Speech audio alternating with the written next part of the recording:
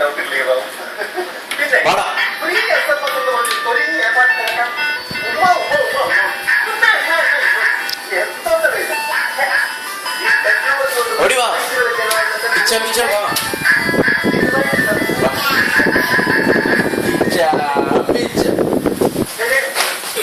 ഐശ്വര്യമായി നമ്മൾ ഡെയിലി കാര്യം എന്തെങ്കിലും അതിനോട്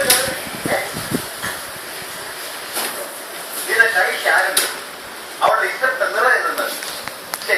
അവളുടെ ഉമ്മയുടെ പേരില്ല.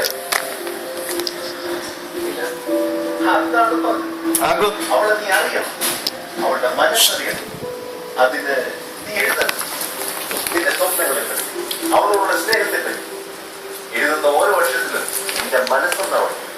അപ്പോ മറുപടി കത്തിന് ഓരോ അക്ഷരത്തിലും അവളുടെ മനസ്സുണ്ടാവും.